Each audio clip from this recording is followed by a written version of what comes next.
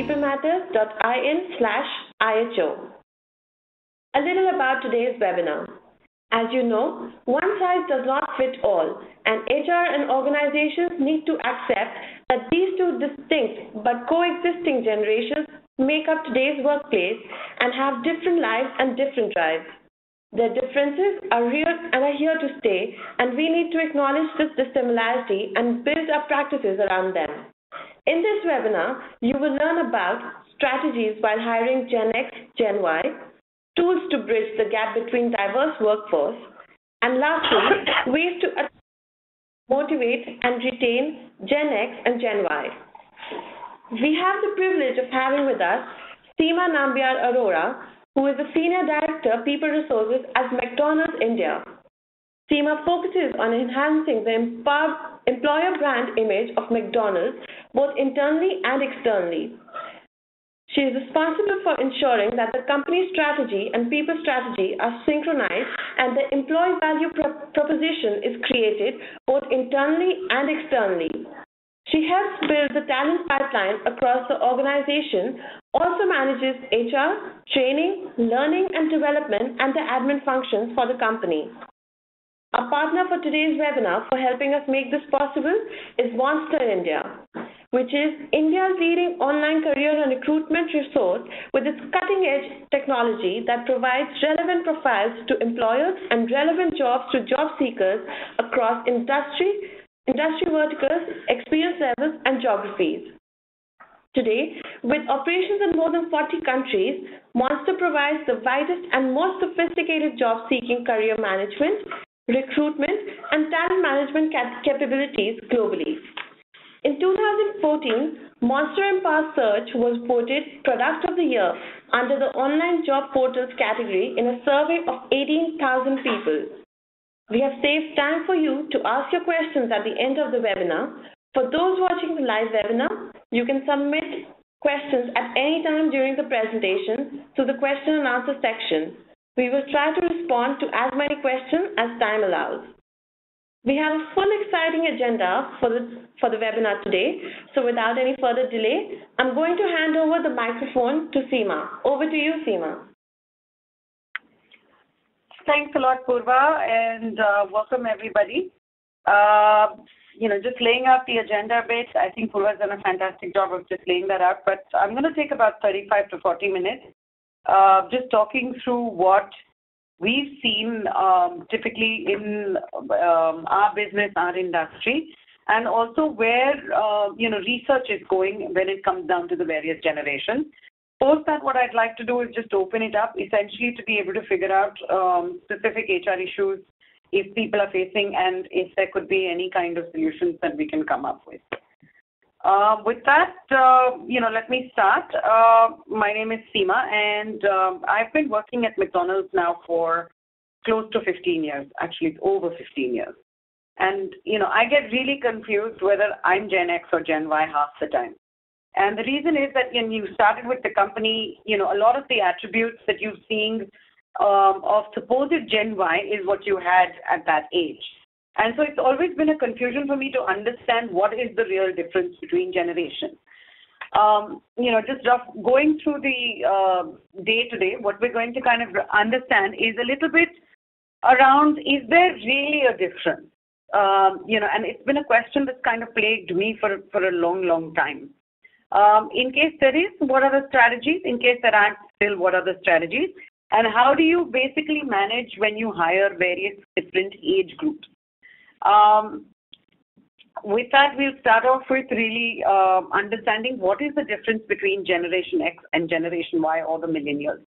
So we've all heard of the traditionalists, baby boomers, Generation X, Generation Y, and today what you're seeing is Gen Z emerging. Typically within the workforce, in India specifically, almost 60 to 70% of the workforce is between these two generations. Largely, if you look at the definition, it is the Generation X is people who were born between 1965 to 1980. Generation Y, or the millennials, are people who have been born after 1980. Typically, Gen Z, which is now emerging, is anybody who's been born after 1995 Very small part of the population currently, and I don't think there is enough research, and neither of they all actually entered the workforce for us to be able to make any judgments on them. When you look at the influencers in the environment as these two generations were emerging, and as you do research on generations, you will find every generation had a different influencing pattern. Gen X is actually considered the most hard hit of most generations because they grew up in a time where you really had to be independent. It was known as the latchkey kids. Most parents were going off to work. Economies were changing. The Cold War was on. It was economically trying times. They were coming out for a generation which was literally the 1960s, which was really the flower generation, and where there was no direction. Very, very hardworking, extremely focused, needed to be able to build economically from where they stood. Cut to the Gen Y, where their influencers have been largely the emergence of digital media or media as a whole, followed by digital media. High violence across. I mean, wherever you see, there is normally, even in everyday life. If you looked at it earlier, you'd literally see that, or you typically see that violence it was not something that was an everyday matter. You saw gun control bills not happening. You saw, school shootouts. You saw lots of other things that were kind of emerging. So they've grown up with an era where only violence was normal. They also came of age in a period when economic expansion was happening, not only in India but also across the world, more so in India. So when I say economic expansion, you're talking about, the dot-com boom, you're talking about the IT turnaround, you're talking about, your 1997, you're talking about the services expansion, entry into India, the government opening up. They just saw a lot of growth. Whereas when you looked at the Gen Xers, they had come from a generation where we had very little to suddenly you saw a lot. The Gen Y is typically a lot more sheltered today, even though they do come from largely, independent nuclear families, but more cosseted, more protected because financially parents were in a situation where they could protect them. So that's typically what has been classified as the difference in the two generations. But are they really, really different? And that's the question that, has always kind of boggled my mind because as I work with people across, we do have a very diverse force in McDonald's, and I'm always seeing that most of your gaps come because there is a lack of communication or there is misunderstandings in what people are trying to say or do. And a lot of it, because the difference in ages is not dramatic, it's about 15 years, you are seeing that a lot of insecurities and the desire for power comes in or kicks in. And hence it's more of a behavioral issue rather than it really being a generational issue. So Jennifer Deal is someone who works for the Center of Creative Leadership, and she for the last 7 to 9 years has been doing the research only on the generation. A lot of the data that I would refer to is stuff that she's published in her book. But essentially when she talks about it, you talk about the fact that values are not so apart for the generation. When I look at Team McDonald's workforce, we have almost about 77% of our people under the age of 25. They are all in our restaurants, and this is obviously a larger population by way of head count because they're our operational force. Whereas when I look at the corporate office or the managers of these people, they are largely between the age of 30 to 40. Almost about 50% of the workforce that's managing these people is within that age group. And the question that we've always asked ourselves is, what do we really need to do differently? And are their values really, really different, or is it just something that we have to adapt based on the situation they're in? When you look at Jennifer's study, you see that she's essentially put out 8 points, where ultimately it comes down to, through research, that she's saying ultimately everybody wants respect. They just define it extremely differently. Trust does matter. Whether you're Gen X, Gen Y, it doesn't matter, but trust does matter. Ultimately, people want leaders who are credible and trustworthy. Organization politics will always be a problem. Doesn't matter where the generation. no one really likes change. We have this belief that the millennials are actually more comfortable with change, but 9 times out of 10, even in the workforce, you do see people are uncomfortable with change. Loyalty really doesn't depend on generation. It depends on the context that's set by the organization for the employee. Retention is based on doing the right things and not just on being able to classify people into different things. And finally, everybody does want a coach. Now, when you look at this and you look at the fact that India is managing a diverse workforce, in 2014, close to 60% of the population was sitting between the age of, or is sitting between the age of 15 to 40. Huge spread, right? And as I mentioned, even when I look at McDonald's as a company, we are seeing that a large part of our population is representative of the demographics of the country. So one of the discussions that we've been having internally is how do we make sure everyone's taken care of. What I'm going to do is work through each of these truths and essentially try and work out for everybody as to what we can do as companies to ensure that you're dealing with your two different workforces, not differently from a values perspective, but how you treat those values. So the first one was everybody wants respect, but Generation X and Generation Y just define it differently.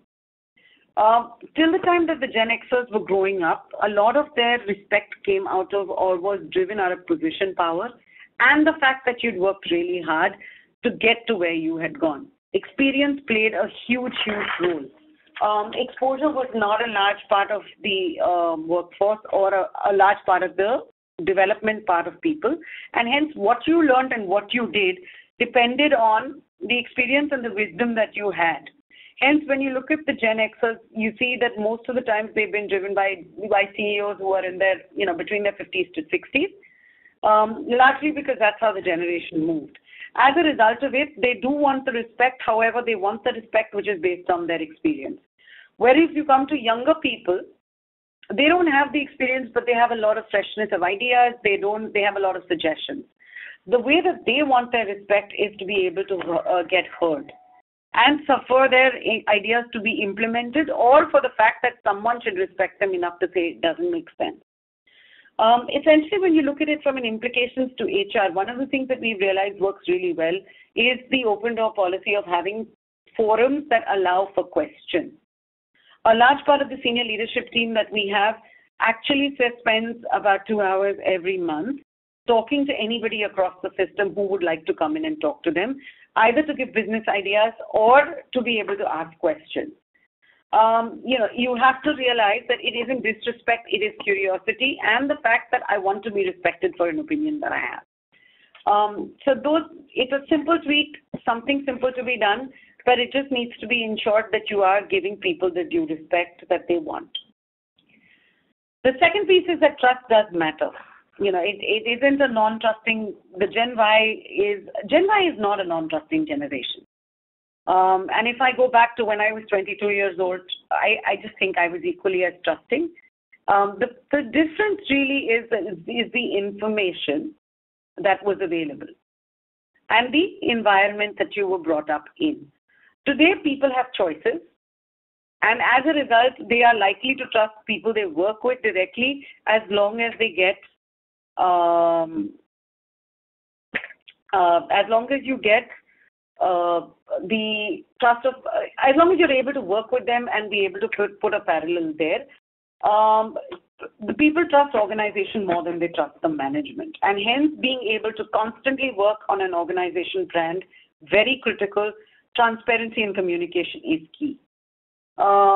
Businesses that have normally done well, and if you read a few of the books, especially 2008, 2010, when a lot of businesses were on the downslide, one of the things that they've all talked about is the fact that they over-communicated and there was transparency. It is okay for your workforce to understand, and it's not different for either. They just need to know the truth. So, being able to put together your communication forums is extremely critical, beyond recognition and beyond reward. The third real value that they have is ultimately, people want leaders who are credible and trustworthy. Any generation, and I think if we even look at it from our points of view, any generation you ask would always say that I want a credible, trustworthy, far-sighted, encouraging leader who will listen to me. I don't know if I've ever seen it in my experience that I've seen someone who says they don't want that. The difference in this is that, when you look at the two generations, while the Gen Xers are in respect of the person will be deferent to position power and, what people will be deferent to their position power. The Gen Xers will ask questions irrelevant of that position power. And as a result of that, you have to choose leaders who should be a combination of functional skills and behavioral anchors.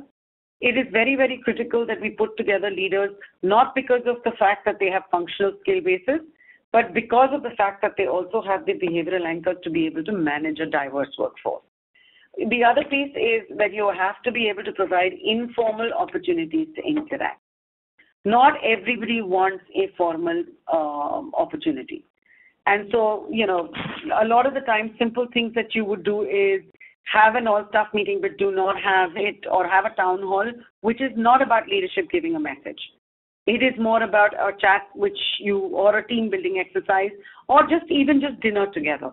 A lot of the times you start to realize that you will get a lot more information as you're talking to people out of there, and they feel more connected to you as an organization.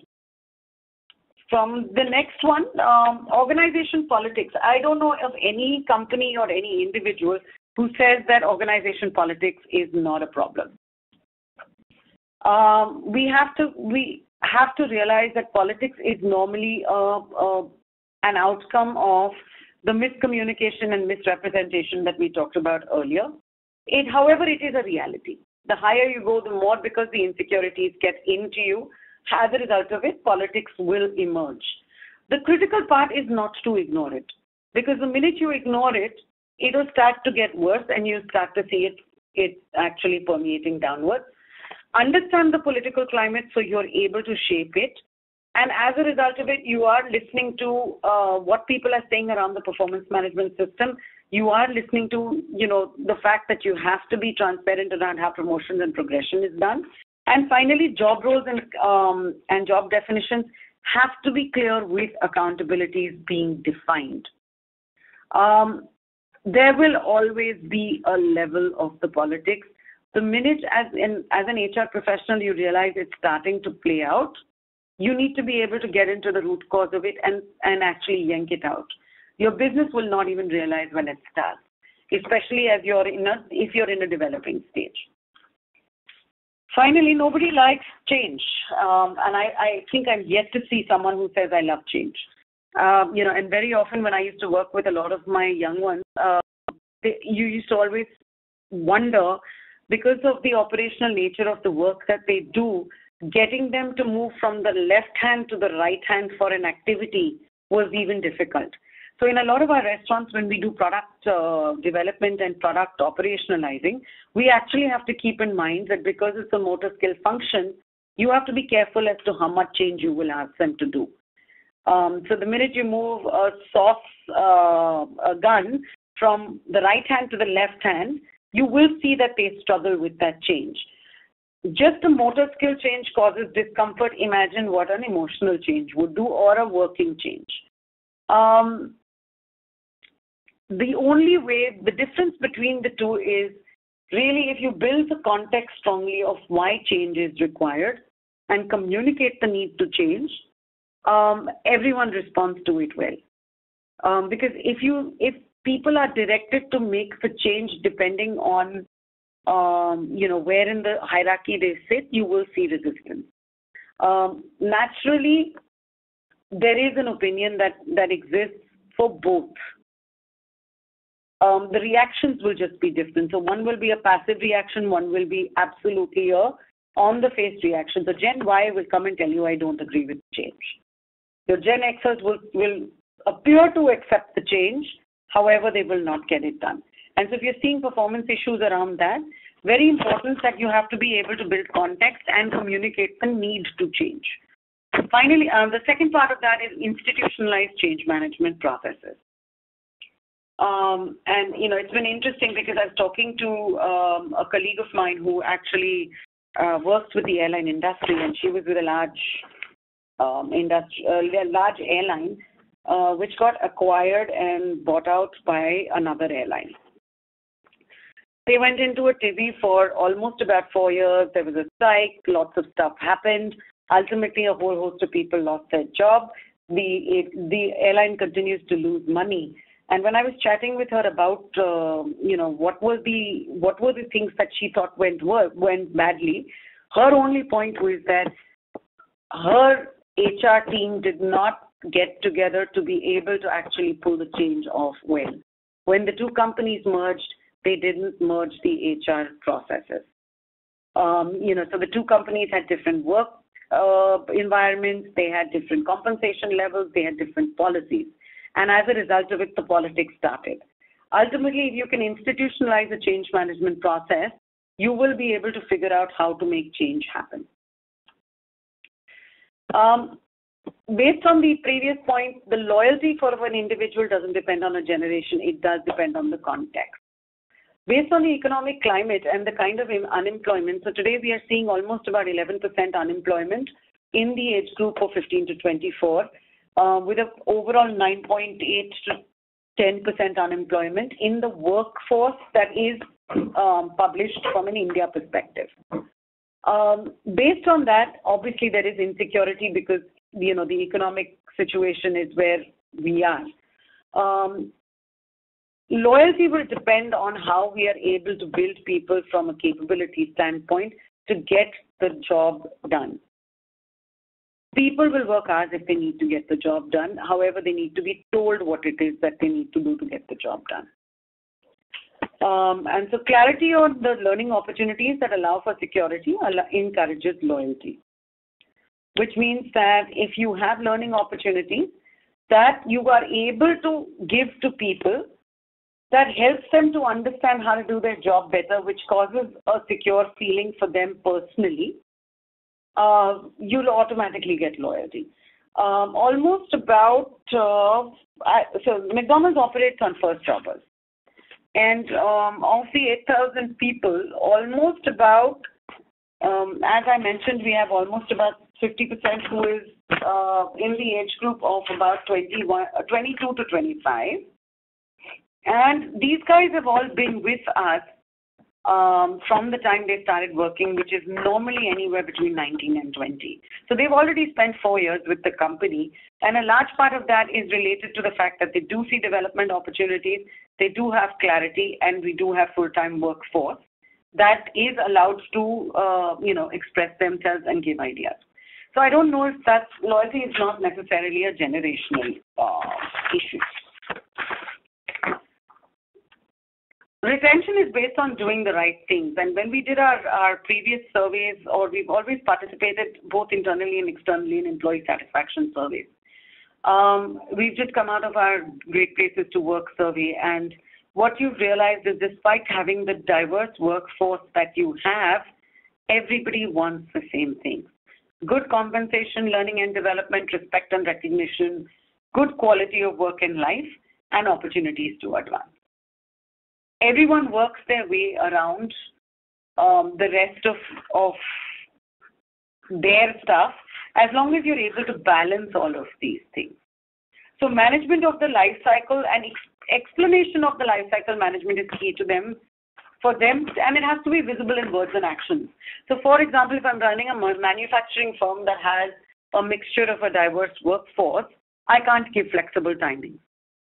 Right? Unless I know that my production cycles are run in peaks and valleys, that's the point where I can actually go into a different form of employment. So it's not true that all millennials will say, I want a flexible worker and I want a work from home option. They're all willing to spread as long as they understand what is the direction of the job that they're doing and how do they need to get it done. Finally, everybody wants a coach. So the whole piece that we've always talked about, that these guys are more technology savvy and hence they want e-learning. Coaching allows these most people want human interaction and they want the touch. And as a result of it, they will want to be able to see or talk to people one-on-one, individualized, targeted, and reinforced. Having a coaching program really helps. So we ran a coaching program at varying levels last year. And it was interesting to see that all of them got different outputs, but the need for people to talk was extremely high. So one lot we had, which was between the age of 38 and 45. Another bunch that we had done coaching for was between the age of 28 and 32. What you saw as outcomes from their action plans were extremely different. However, those they were relevant to their life stage, not to the generation. The common junction was they all needed somebody to talk to. And the minute you gave them a person where they weren't threatened and they weren't insecure about, a lot of them were able to put things in perspective. And I had a lot of the guys coming back and telling me, saying that they were grateful to the organization for allowing them to be able to explore that side of it. Downside of that, would you end up possibly losing a few people in the bargain? You could, because a lot of them did so much introspection, they realized that this was not what they wanted to do. Objective for us still remained that, I'm glad you've made the call. Please go ahead, do what it is you think you need to do. We're still in touch with a lot of those guys. They still talk about, the business in a very, very positive format. But they all need someone to talk to. Having said all of this, the question that still plagues is there a difference between how you deal with one and how you deal with the other? In order to be able to answer that question, I think the biggest thing that you have to be able to identify is where do those differences come from? When you look at it, the first one is communication. Gen Y and the millennials were born with a cell phone and a computer. Gen Xers have had to adapt. I was thinking of this example as I was signing on to the webinar. For me to do a webinar is still a challenge and it takes a lot of energy because I've had to adapt. However, if I was to talk to someone who's 21-year-old, who was 21 to 22 years old, this would be a natural thing. Most of the times, when I talk to kids who are at that 21, 22, so most of the times when I call my nieces who are now 21 and 19, they will not pick up the phone. However, if I message them, I normally get a response in the next 3 seconds. It's just about how they communicate, not about what they communicate or whether their values are different. The second part that we have to remember is economy, unemployment, and overall morale is extremely low. If you go back to the influencers that we talked about in slide 3, I think one of the things that we have to remember is, there is a higher sense of insecurity based on all the world economic status 2008, to a degree 2010, 11, when, as a country we've gone through a bad period. Also for India specifically, there's an unskilled population which is equal to higher unemployment. The beauty with any of these generational research papers is that they've all been done in the Western world. When you look at it from the Eastern world or even from a country like Russia, which has been an emerging economy, you'd be able to see characteristics of a Gen Xer in a Gen Y, just given where the economy is.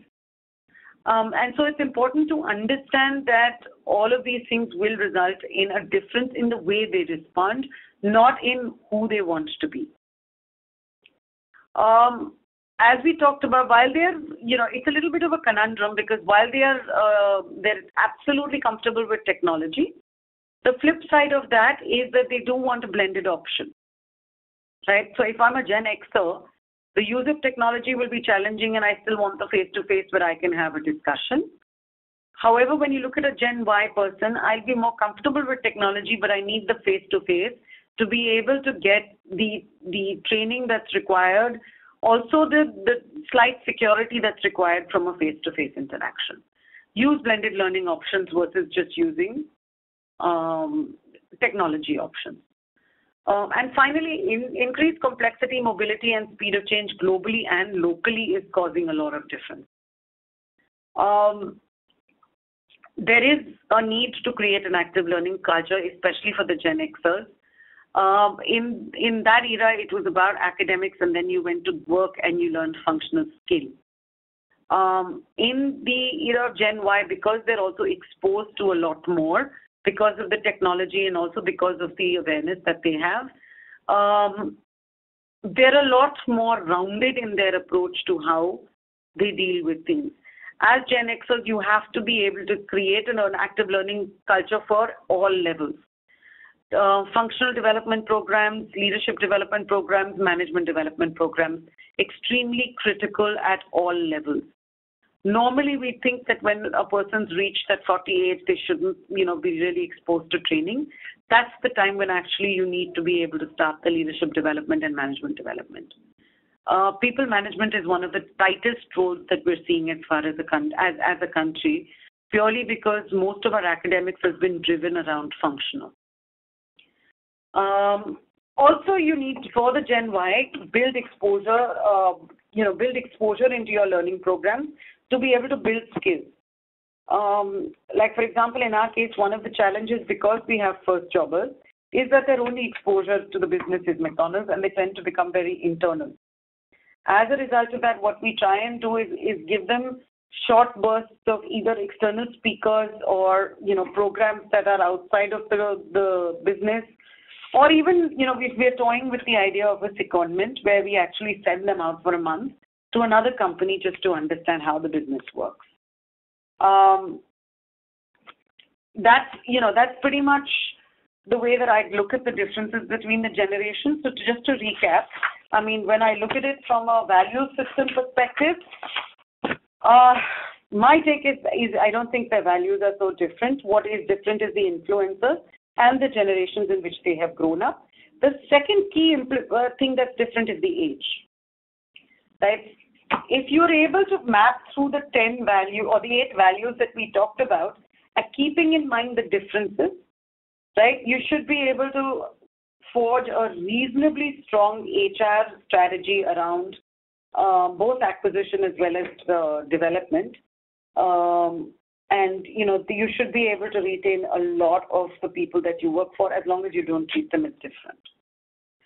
Understand where they come from rather than trying to label people or put them into baskets, because what you will end up doing is having extremely differentiated programs within the state that will both add to your cost and complexity of how you run an organization. And with that, I read this quote which I thought was extremely interesting, which is, in case you're worried what's going to happen to the younger generation, you shouldn't, because it's finally going to grow up and start worrying about the next generation. With that, I'd like to open up for questions if there are any. And thank you very much for listening. Thank you so much, Seema. That was indeed very insightful. We have a couple of questions here. So when you're talking about an increase in violence in Gen Y, so is it an actual increase in violence or an increased reporting of violence with increase in media reach? Or was it just a case of violence going unreported due to lack of media in previous generations? So I think it's largely the Western one, Purva, where it is an increase in incidences as well as it is an increase in reporting. Right? When you look at the increase in incidences, if you look at the gun control bill of the US, till the late 1980s, they did have gun control in the country. When they opened up the gun control bill to be able to allow people to keep firearms in their homes is when you suddenly started seeing a surge of both the domestic shootings as well as, single shootings. Crime rates shot up. Otherwise, it was a very safe country. And I think it's both. I don't think it's any one thing. There is a dramatic increase across both. Right. So we have a similar question that says that shouldn't the focus be proactively on bridging, so when you're talking about Gen X and Gen Y on the working this thing, so shouldn't the focus be proactively on bridging the potential gap between Gen Y and Gen Z so as to enable a smooth working environment in future rather than focusing on Gen X who would retire soon anyway? Well, I think, so I don't know if you can actually remove the focus. One is we don't know enough about Gen Z because they haven't even entered the workforce yet. So until they don't enter the workforce and you've seen behaviors for a bit, will you be actually able to research them to understand what is the difference? The fact that we currently have 4 generations in the workforce, right? I mean, so in India, you don't have traditionalists as much, but you do have a baby boomer, you do have a Gen X, you do have Gen Y. In itself, it's challenging, right? So you do see that you do have all of them even today. The point I've been trying to make is I don't know if it's about the generations versus it's about being able to map out who your workforce is and being able to understand that people at different life stages will be driven differently based on the environment around them. You know, this is a classical situation of where a lot of us go back and tell the kids, that, you should be traveling by local train because that's the thing I did. And I think it teaches you how to be hard. On the flip side of it, today when you look at your children, they go to better schools, they're better educated, they have a peer group who's got more money than or similar money than them. Are you actually setting them up for failure if you keep insisting on that agenda? Because if you have the ability to provide them with a car that goes to school, you should be giving that to them. And it's a trade-off decision, right? Because you can't be bound by what you were seeing as far as your generation went. Does that make sense? I don't know if that answers the question. Absolutely. Yeah, thanks, Seema. So we have a very, very interesting question here. So one of our listeners, they want you to share a practical case for learning and development for generation X, Y, and Z. So how can the learning be made seamless across generations to promote a cohesive workplace? Okay, so I think that's an interesting question and a very wide one. So like I said, Gen Z don't know enough, can't say. They've just about started walking in. It'll be interesting to wait and see what happens. So at McDonald's, like I was giving you the coaching example, we do have regular training programs that run across all levels for different levels of leadership development. Most of our training programs are built around the soft skill part of it because we're saying the hardcore functional skills are learned in the restaurant on the job. So I'll actually take the example of our restaurant training. Every person who comes into our business, whether they're 45, 35 or 22, have to go through a restaurant training exposure.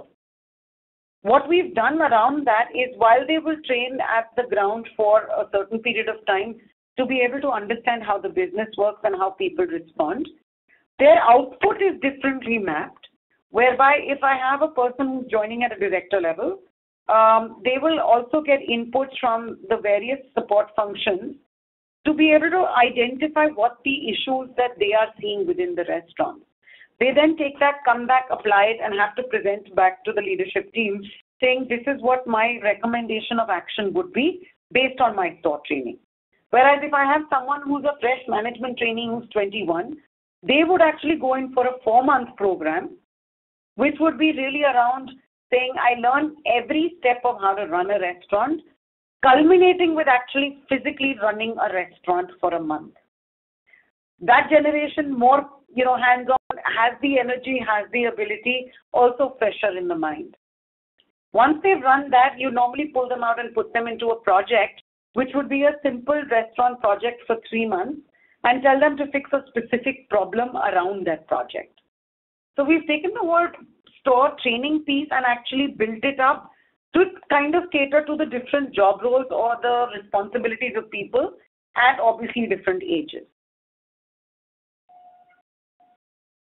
Would that be a good example for whoever's asked the question? Absolutely, that's quite interesting, Seema. So we have, when you're talking about that nobody likes change, so we have a question that why is the attrition high among millennials?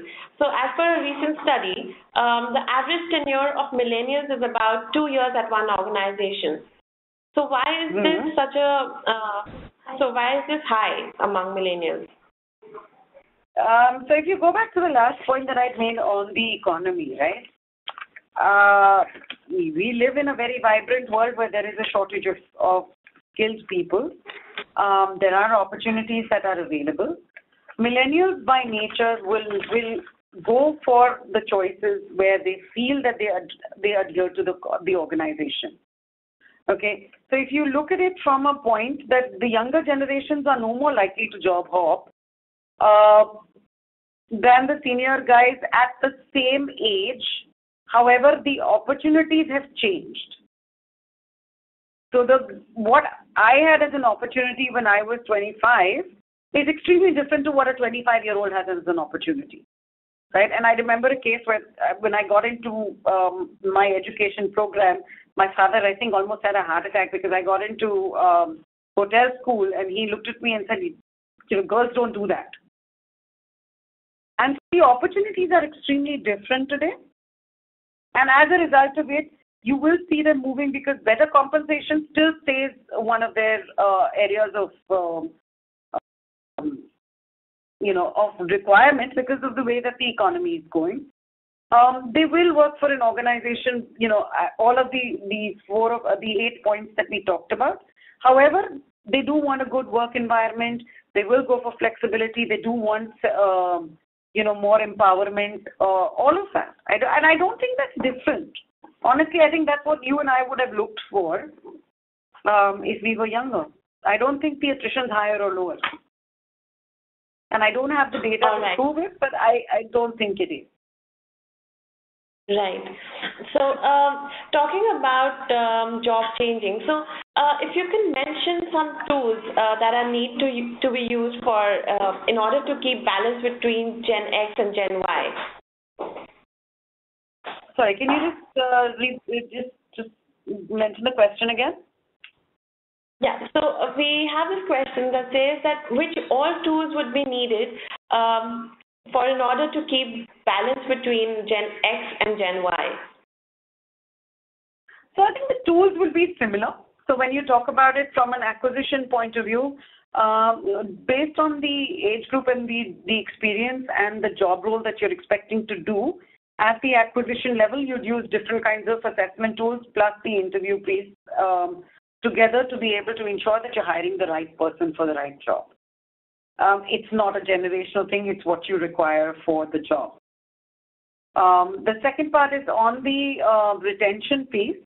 I think, again, the tools will be similar. So whether it's forums, whether it's reward and recognition, or whether it's recognition programs, whether it is even for that matter, communication. You could have your communication through town halls, you'll have your communication through open forums. The way that you deal with the two lots is just different, and that's based on really the age and where they come from. So, for example, a Gen Y guy and a Gen X guy sitting in a forum with a leadership team will just ask different questions. The Gen Y guy will probably push through and say, you know what, tell me what I can do differently to be able to help the business move from here to here. Whereas the Gen X will be, sitting there and wondering whether he should even be asking that question. Because leadership by respect is the position that people hold. So I don't think the tools are too different. Okay. Thanks, Seema. So there's another question that says that do you think Generation Y is faster in getting shortcuts for business solutions than Gen Y, who are not quick to technological solutions to simple problems? I mean, we obviously know that. Sorry, let me see if I understand the question. Do you think that does Gen Y is faster in getting shortcuts for business solutions than Gen Y, who are not quick to technological solutions to simple problems?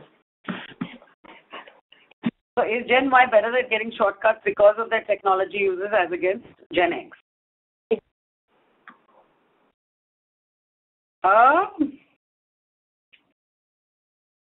just think they're more competent at being able to understand how to work technology. Data is a very, very key factor in how we run our business today. And that's a change over the years because typically, till very recently, we didn't use a lot of data. So other than the large multinational companies, you didn't see a lot of the smaller guys working off of a lot of data. It was what you knew intuitively. Today, as you're seeing technology emerge and you're starting to see the need of, getting data, getting big data, does it help to have a better understanding of technology? Absolutely. Can they come up with shortcuts?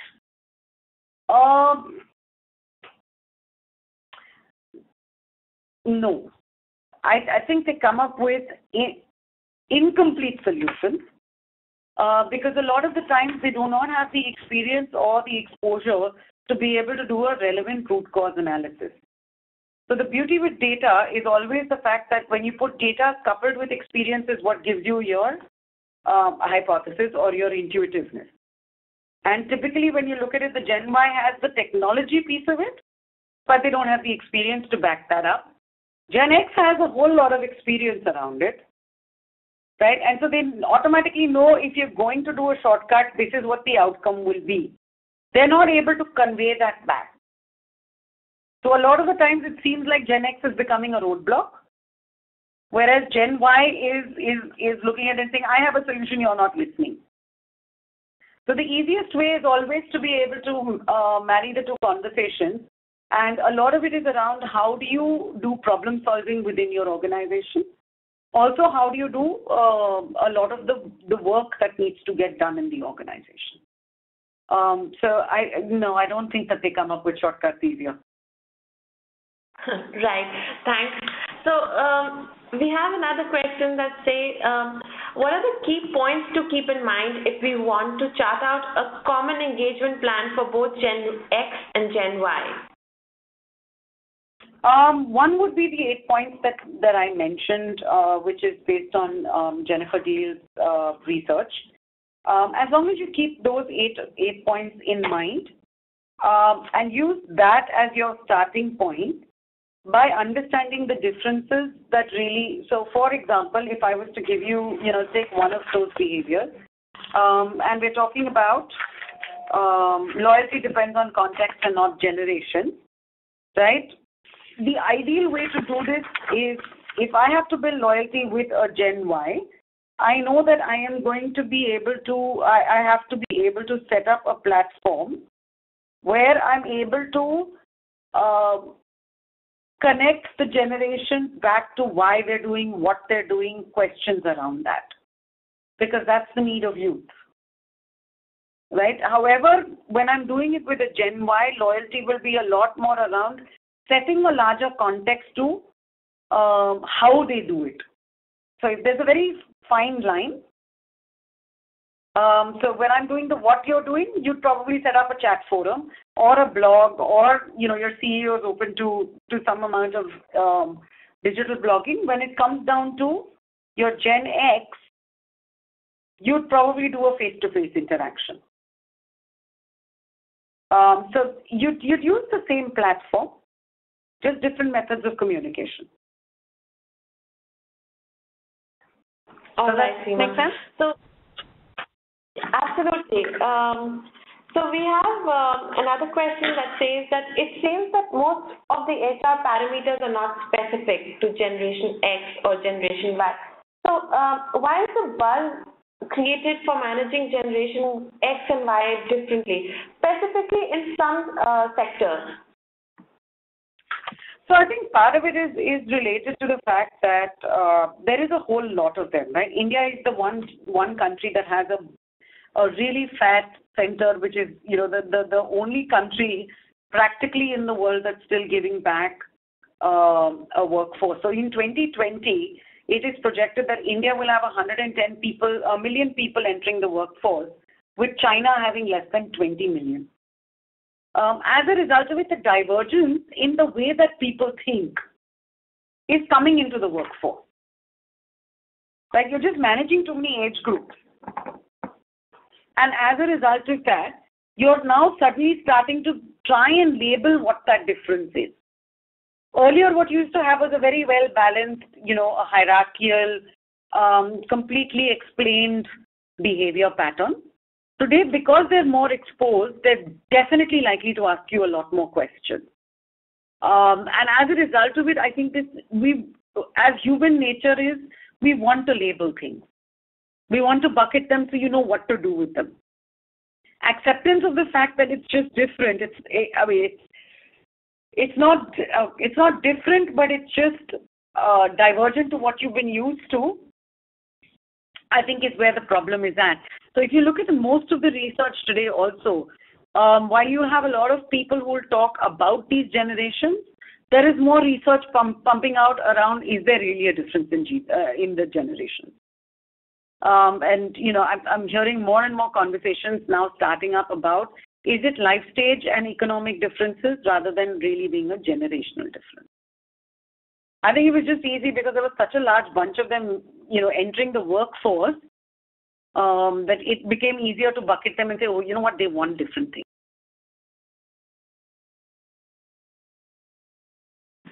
Right.